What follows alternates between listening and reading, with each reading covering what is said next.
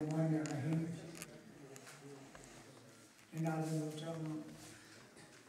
शाहीन साहब जिन्होंने अपनी मेहरबानियों से अदब परवरी की है। जनाब मोहतरम कर्नल साहब, मुकर्रम साहब हमारे इलाके की पहचान है। मैं उनकी नज़र हदिया तबलीग पेश करते हुए एक फ़िक्रा कहूँगा।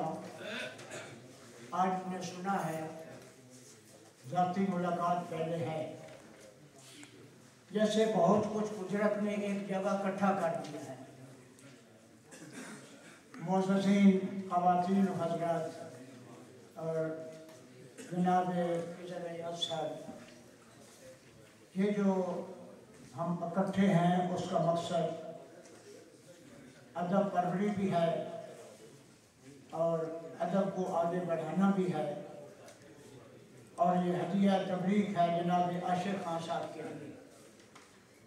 उनके बच्चों ने जितनी जद्दोजहद की है, जितनी मेहनत की है, वो काबिल तारीफ़ है, काबिल तहसीन है। अर्ज़ है कि जिस मकसद के लिए हम इकट्ठे हैं वो है अदब को आगे बढ़ाना। अदब के इसनाफ है, शायरी है, नावल है, तहरीर है, कहानियाँ हैं, ड्रामे हैं, वगैरह वगैरह। अर्ज़ है कि अदब का मकसद क्या है। किसी भी जगह जैसे हमें ये सोचना होता है कि हमारी ज़िंदगी का क्या मकसद है, उसी तरह ये सोचना भी हमारा फ़र्ज़ है कि अदब का मकसद क्या है। अदब का मकसद मुआशरे में सच को एक्सप्लोर करना, उसको आगे बढ़ाना, इखलाकियात की तरक्की के लिए और मुआशरे की तरक्की के लिए काम करना। जो साहबान इन बातों से वाकिफ़ हैं, उन्हें जब भी मौका मिलता है अदब में आने का तो यकीनन इन राहों को सामने रखते हैं। लेकिन देखने में ये आ रहा है जैसे हमारे एक मेहमान ने तशरीफ़ ले गया है।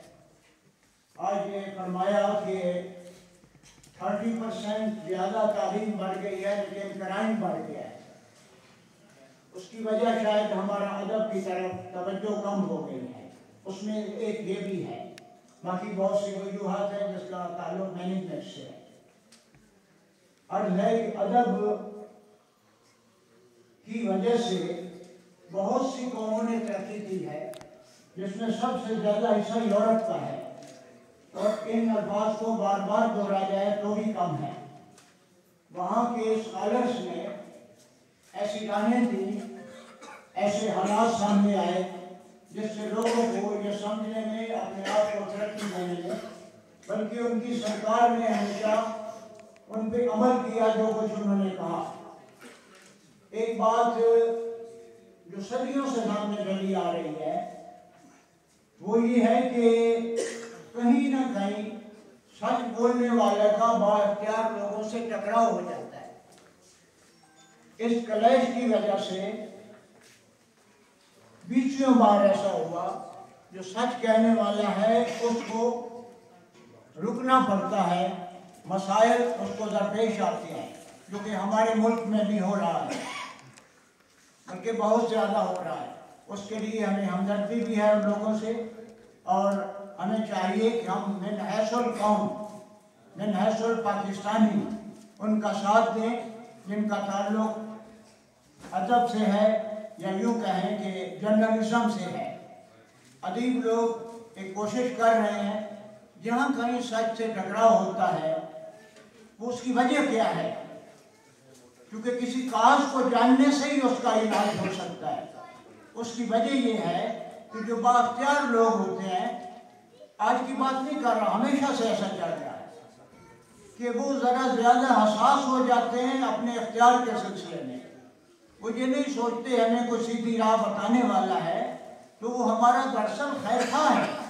मुझे कोई बताएगा, मेरी गलती को सामने लाएगा, मुझे सीधा रास्ता बताएगा, तो मैं समझूंगा मेरा सबसे बड़ा दोस्त और खैरख्वाह वही इंसान है। अगर बाख्तियार हुई, मैं एक मिसाल देना चाहूँगा कि उनके ज़हन में ये पढ़ाई क्यों आता है, ये उनका राइवल क्यों बन जाते हैं। एक बड़ी पुरानी मिसाल है, आप में अक्सर साहबान ने हो सकता है उसे पढ़ा हो ना पढ़ा हो, और अब सामने पेश करता हूँ। चीन के एक बहुत बड़े लिखने वाले कन्फ्यूशियस थे, जिसे वो अपना बहुत बड़ा इंसान मानते हैं और वो बजा तौर पे थे। उनके बाद यानी मर जाने के बाद, दुनिया से चले जाने के बाद, बादशाह ने उनकी किताबें जला दी। किताबें क्यों जलाई? कि उसे हसद पैदा हो गया कि इस आदमी का नाम मुझसे ज्यादा है, हालांकि वो सच बताने वाला था और उससे उसके इख्तियारात मुतासिर होते थे, या यूँ कहें कि वो अमल मुतासिर होता था जो एक मनफी पहलू रखता है। ऐसी बहुत सी मिसालें हमारे मुल्क में भी हैं और जगहों पे हैं। हम जब अदब पढ़ते हैं, कुरान पाक में पढ़ते हैं, बाइबल पढ़ें, कुछ शहबान ने चासर को पढ़ा होगा जो खासतौर पर लिटरेचर के तालिब इल्म है, उसमें सरमन डडली सेंस का बड़ा तफसील से जिक्र है। खासतौर पे उसमें पढ़ाई जो है, जेलसी है, ग्रीड है, ये तीन बड़े अनासर हैं जिनको सामने अगर रखें तो जो हम सुनते हैं ना, नो दाई सर, अपने आप को पहचानो, तो वही चीज़ है कि अल्लाह ताला ने फरमाया है कि अपने आप को पहचान के अपनी ज़िंदगी को बेहतर बनाओ, अपने मुआशरे को बेहतर बनाओ। ये अल्फाज कुछ ज़्यादा हो रहे हैं वक्त की मुताबिकत के लिहाज से।